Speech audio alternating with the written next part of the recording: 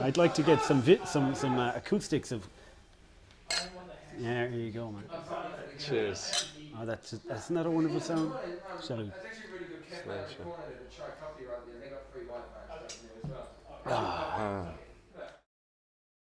When and where were you born? I was when and where. Should I take them in, the correct order? When? Oh, a long time ago. Yeah, it was a star. Three wise men. 1976 in Limerick, Ireland. In Limerick? Yeah, Limerick. That's where you were born, in Limerick. And it's not where Limericks come from. Limericks are actually different form of poetry, so it's nowhere related to where I'm from. So just, I mean, just Wikipedia it or Google it. I'm not going to explain that shit, okay? So, yeah. Is that where you grew up as well? It's where I grew up, yeah. Like all the years of my life. So I grew up there in Foynes, County Limerick. Yeah. It's a little village of maybe 752 people, a dog, a cat, and a sheep. So lots of sheep and lots of cows and farmers and so it's a good town. My dad was the local sheriff. He was the law in town. But he was a nice kind of policeman. I've never met that kind of police guy because he said in 40 years he arrested 2 people, and then one of them he couldn't help it because he fell out drunk of a car right in the main street at 1 o'clock in the afternoon. My dad picked him up and he said, Jesus, Shamey, what are you doing? So, yeah, the other guy was a fucker. So, yeah, 2 people, 40 years. It's good going. That's it. Two people in 40 years. 40 years, that's it. So you know what kind of town it was, So, yeah, amusing. So, wow. And what were you doing in this town growing up? I was the youngest of 5 in the family. So I've got 2 brothers and 2 sisters. That's 5, isn't it? Okay. And obviously there's some random bastard somewhere. I don't know. I won't get cut that. Cut that out. Yeah. But so I was the youngest of 5, and just grew up in a small town and playing hurling, national game of Ireland. So we played a lot of hurling, and I don't really know how you could expand on one's childhood because it's just so long ago. I mean, not don't do the maths, but I mean we all had that rose kind of colored glasses or whatever of your childhood that. It was a good childhood, but I did have a lovely childhood. It was just, idyllic. I mean, we were climbing trees and just making forts and just dreaming our minds away into. There were wonderful places in my childhood. So, yeah. So you spent a lot of time outside. It was a country life. With the family and friends of the small. Well, community? I remember. I mean, growing up, I think the Irish. You would grow up. You don't see your father too much until the age of 18. Because he's either off milking cows, or arresting. Shawnee said, "Get the fuck back in the car. Stop drinking now in the middle of the day." Or there wasn't that level of interaction. But my dad would play sport with us, and for my brother John and myself. We would try and get the father's thumbs up with sports, and he was also the manager of the local hurling team. So that was key for us, to be, But another interesting point about my dad when he was a policeman is because we lived on the coast, you'd have a lot of suicides. People would just walk into the water. But one of our fun things to do on Christmas Day, my dad would suddenly get up from the table and say to my mom, and God rest her soul, she's dead, but he'd say, "Helen, I'm taking the boys for a walk," and we'd be walking along the shore looking for a dead body to obviously give some poor family, closure during that tough time. So we never. I think one time we found like a hand, which must have come off on a rock. But we just thought that was cool, But Yeah, that's what we did on Christmas Day when my dad was, because it was always people who commit suicide around that time. So, fuck it, they'd have no money or, so. Yeah, interesting. Wow. Yeah. A lot of people commit suicide. They do, yeah. Around that, it's a dark time for a lot of people in Ireland because it's such a family-orientated country and people just, want to provide for their families and, and they, it can be a dark time. Yeah, it can be, but we found humor in finding their body parts washed up on the stones. So, no disrespect, but ha ha ha, dead person. So, yeah. Okay. That sounded funnier than I thought, but yeah. Anyway, yeah. So, yeah. And hurling, this was a big part of your life. Yeah, that was. I mean, two of my great loves were hurling and golf, and that was a challenge because my preferred game was golf, and my dad was a hurling man, so that's where so golf was my second passion growing up, and just trying to be a good golfer. It was And do you still play either? I play a lot of golf for work when I'm asleep, dreaming. Yeah, dreams. No, I don't. I go to the driving range a lot, but playing golf, it's kind of expensive here in Germany, so yeah, it's hard to, back at home you can play quite cheaply, but in Germany you pay $100 for a game, and usually the weekends are with my daughters, so it's kind of family time. But I'll be back. I mean, my goal is to be on the Pro Seniors Tour at 50, and I'm looking for sponsorship. Okay. So Lacoste or the Four Corners. It's the goal, and it's an 8-year program. So we need investment now. So dial 1-800 Cleary on the Seniors Tour. Sorry about that, just, yeah. Hey, yeah. Hey, if it helps you, you gotta take it. Dream. Yeah. Jesus, yeah, it's a dream, and we all have dreams, So. Oh, and so what happened after Limerick? So you grew up in Limerick, and then Limerick. Then I left Limerick and I went to University College Dublin. I did a degree in sociology and English.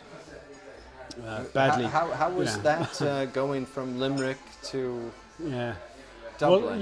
Well, that would be, when you get to 18 in Ireland, you go on to university, and sure. So I would have left Limerick or left Foynes and then went to. But I mean, it must have been a very different. I mean, you went from a very small place. Yeah, but the fact coming from like a family of 7. And my four, was it 4? I've got 2 sisters and 2 brothers. Can someone keep count? I'm sure the WhatsApp chat would be like, yeah. No, but I grew up, I mean, I remember, you've been brought to the pub at 14, 15 by my older brothers and sisters, and I used to go up at weekends, and so I was just dying to get to Dublin, and they were all like either working or they went to university in Cork or Dublin, so basically get out of a small town and get to the big city, and that's something I think that is very common here about people's desire to. Everybody that you come across here is a story of almost, they're not exactly fleeing. I'm sure some people are actually on the run. I'm not mentioning names. There's no fucking reward in the world that would make me give those names. But if anybody wants to make an offer, contact Scott. Yeah. So, okay. But yeah, I mean, then we got to Dublin, and that's the Royal We, by the way. The Royal We. And what did we study in Dublin again? You studied English and literature. Sociology. And sociology, and a little bit of psychology for 2 years. So, yeah, that's, yeah. But the plan, there was no plan. It was just,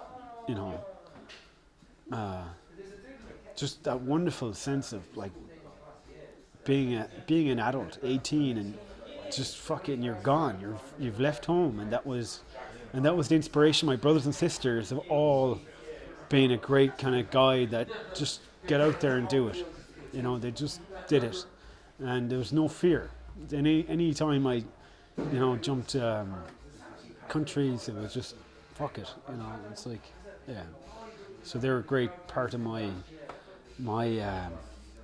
I don't know, I swore to myself I would not use the word emotional matrix, but it's something I'm passionate about, that we're a combination of everything that we've been, and the family that made us, and the friends and people. It's, yeah, emotional matrix, yeah. So the emotional matrix. Emotional matrix, yeah. So your family has helped you a lot, your brothers and sisters. Absolutely. And even, you know, and we've all had any kind of strange or curious times we've ever had. I mean, you can always go back to your touch point with your family, you know. And the best advice I ever get from my family is like, they just don't say anything. It's just that, like, just that nod. All right. Kind of like, what the fuck are you up to? Do you know what I mean? I just love that they just won't say anything. It's like, okay, we know you were, yeah, right. So that's the best advice, is when Absolutely, they don't say anything, they just go, uh-huh. Yeah, exactly. And to bring it back to the Four Corners pub, owned by my good friend Stevie, and, you know, this pub is all about, you know, there is no judgment here, you know, and this bar is something that is an oasis for many people. So whatever's going on in their lives, they can just come in for a beer, and it's that respite from the storm of their lives. And and that's something that we really value here in this bar. I mean, I got my degree, and then I got a job. I spent 2 summers welding my brother. Kind of funny.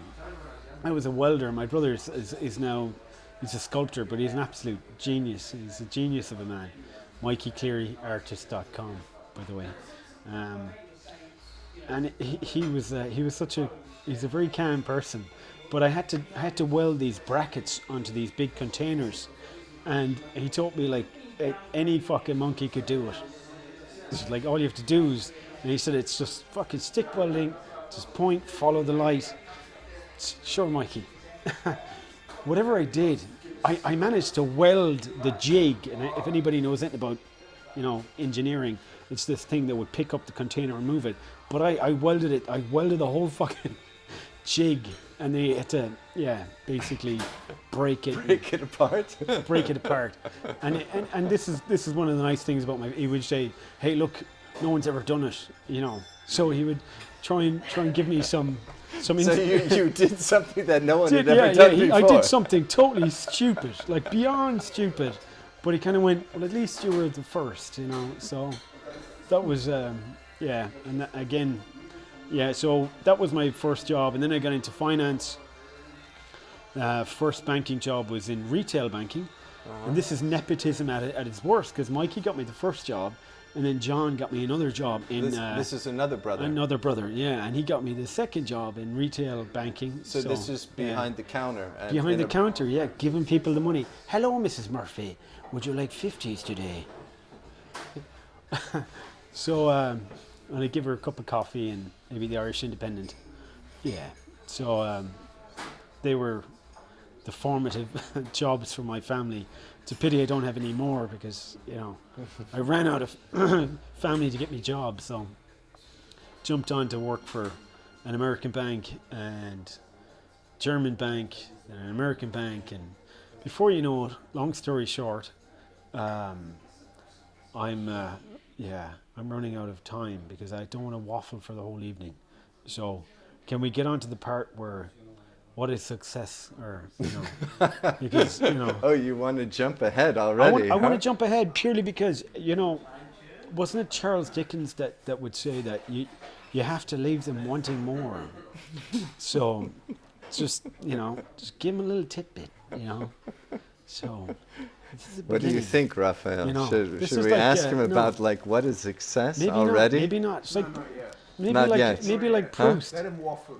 and then I moved to Frankfurt for another friend. That friend we went to a big building.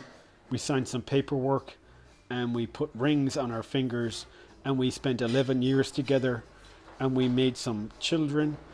That DNA is walking around today. Oh yeah, that's Yeah. right. You have 2 children.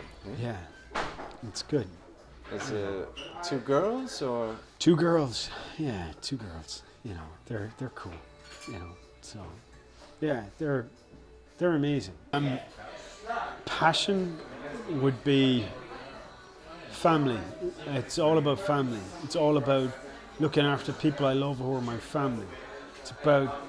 It's about you know that. I mean, it might sound like there's all these disaster movies where you know people make these micro sacrifices to continue the human race, and I can't see any other reason for us to live other than curiosity to see what the next generation can do. We have been programmed to live for a flicker, and it is a meaningless amount of time. So you just have to kind of just enjoy your flicker, and then just pass the ball on, just throw it on, and just that's it. And it doesn't even matter that if you don't have your own family or children, but you could mindfully inspire somebody else. Just throw the ball. It's like just keep passing it on. I mean, it's ingrained in our every aspect of nature is to. And I mean, I don't know about survival of the fittest, because is it survival of what? No, I mean, what is? There's something not right about these patterns of kind of thought. This is not normal that we've got so dominant on this planet in such a short space of time, and it's just unusual. I don't know if you like that guy Bill Bryson, but and again, I don't have any firm beliefs in anything. I'm just curious. I just think that so much stuff that we'll never know. And we've got no ability to even, but I just would never countenance saying no, nothing is impossible. I mean, the presence of God, the non-presence of God, Pascal's wager, isn't that what they call it, Scott? Pascal's wager. Yeah. That's nice. Trying to explain that to my father when Claire were on a bit of a losing run in the league, hurling. It's just, what do you got to do? They're shit, Ned, they're shit. Mick, why not? Believe they'll win. They win, they're happy. They don't win, hey, can't lose. So, yeah, I'm sure that's 20 minutes now. That's very nice. Yeah, that was very nice. Yeah, But I was just going to say that I would think that then success, my guess would be that success for you must have to do with family and the next generation in some part. There's definitely an element to that, and it's kind of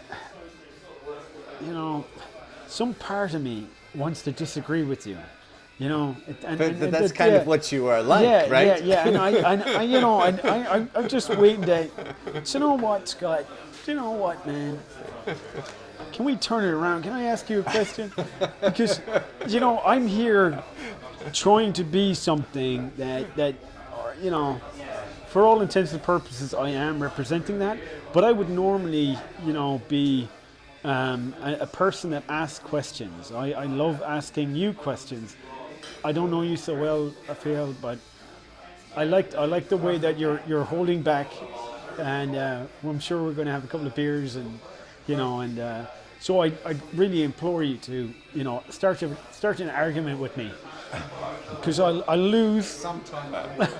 But I would love, and that's one thing that I learned from my dad. He said that, arguments are the best way to know people and the best way to find friends, true friends, who, and the ones to look out for, which I probably am one of, is somebody that will argue with you on a Monday, and then on Tuesday I will take your arguments and throw them back at you as if they were my own.